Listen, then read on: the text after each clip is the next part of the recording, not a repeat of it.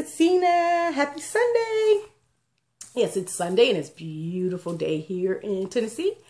And I just wanted to come talk to you guys. I hadn't talked to you guys pretty much all week. So I've been really, busy. I told you my goddaughters were moving here to go to college and we got them moved in. And they actually ended up spending the weekend with us. This first time away from home and everything, but they spent the weekend. So we just took them back today to their dorms and everything. So it was kind of fun to, kind of get back on my old campus and, see what was going on. So it's really cool. And plus I have my goddaughters here now. So I'm excited. I have some girls around, yay. Because I'm in a house full of men. Left-handed men at there. They're all three of them are left-handed. Isn't that weird? Yeah, so I'm always left out of everything. So you guys, I wanted to talk to you guys today about the program that you're on. Whether it's Weight Watchers, keto, whatever. Hey, how are you guys doing? I'm getting some emails or inboxes about how to get started on keto or how did I start gluten-free. And the first thing I would tell everyone is I did my homework. I read. And again, I have Chris. I could call Chris and say, hey, Chris, what is this? What is that? But I do my homework. I get online or I get a book and I read it. So I would say if you're going to go gluten-free, start slow. Just start reading your packages and you will eventually wean out all of your gluten. And to me, it's been awesome. So with keto, same thing. Study before you decide to do this. It's not for everyone. It's not. No program is for everyone. You have to find what works for you.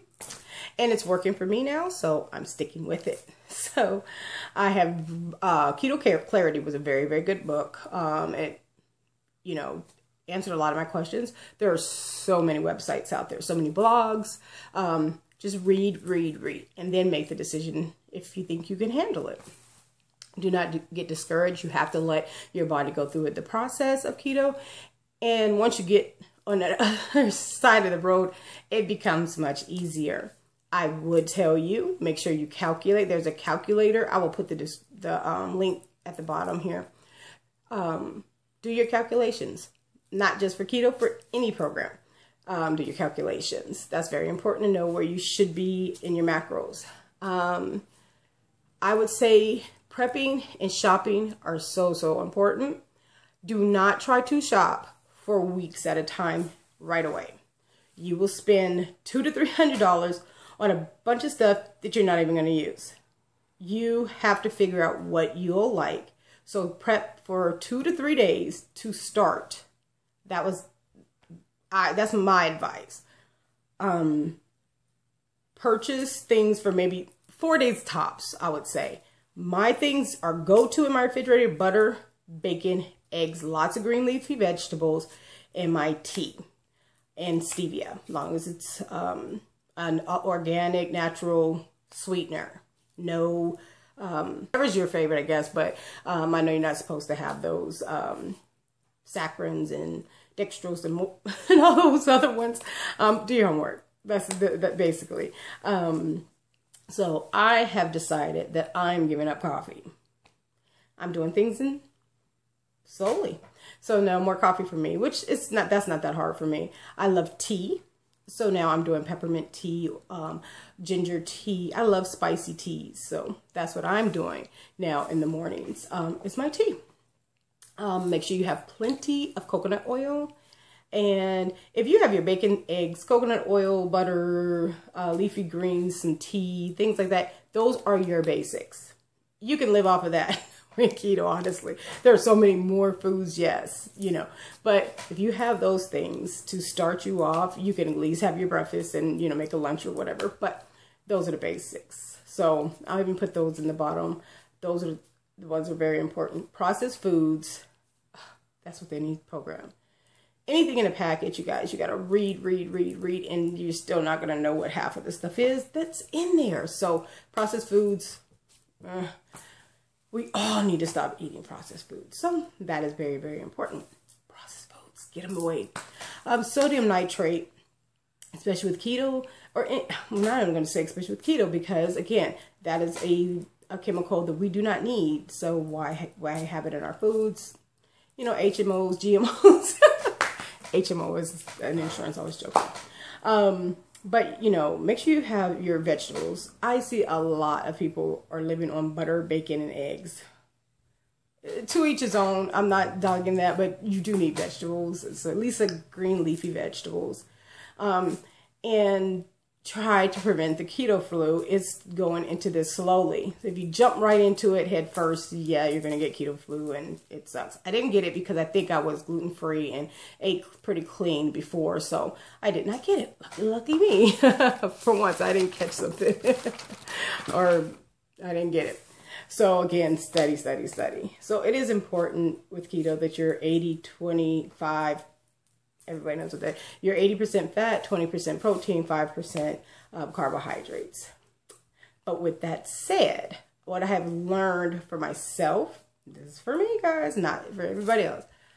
I have to stay under 100 proteins, of course. And most women do. Not saying all, because if you're a weightlifter or whatever, you may need more. I don't know. But myself, I have to be under 100 proteins. And my fat, I have to stay 150, 160 even, and that's really good for me. I could even go over that, under 200, but you know, I could go up close to 200 and I'm doing pretty good on fats. And for my carbohydrates, of course, I stay under 20 net carbohydrates. I've been really staying around probably 10 to 15 net carbs lately, so I've been doing pretty good with that. I keep looking over because I want to make sure I'm telling you guys everything. Oh, tools that you'll need. I've started off using the urine ketone test strips. I have found myself personally they're garbage because the more research I did, I realized that I was not getting accurate readings and they were all over the place. And I really never knew if I was in ketosis or, you know, or not. I always thought darker on the little stick was better. Well, I find out that's not true. You could be dehydrated, or if it's too dark, that means you're not using the ketones in your body. What's important is you're using the ketones that are in your body. So somebody that is very, very active is burning all of that fat up. They're burning fat and they're burning those ketones up. So they're not going to produce it out of their urine. So when you get a trace or moderate, that's actually pretty good. So you want it a little bit lighter. If you know that you're in ketosis and your urine is, your urine strip is lighter, that is actually good, which I didn't know. I was like, it's not dark enough. It's not dark enough. I was like obsessed with this little strip. I'm so not anymore. I haven't used them.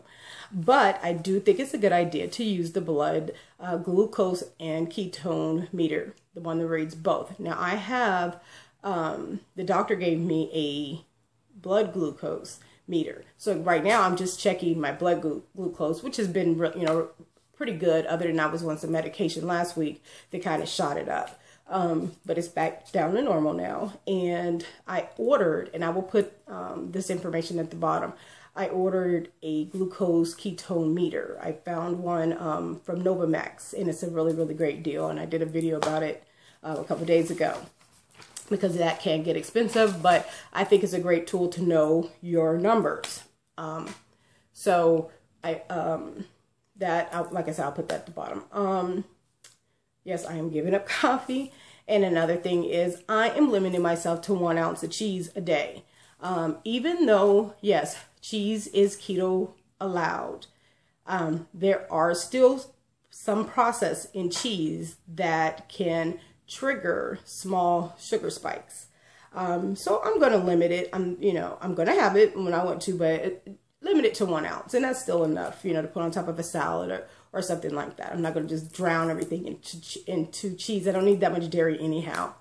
And also like 1 ounce of nuts every other day or so, or every few days. I'm not going to just eat nuts all the time, because again, that's something that's one of those, some people say they're okay, some people say they're not, so I think if I limit them, that everything in moderation. So if I want a little bit, it's okay, but I'm not going to just snack on them constantly.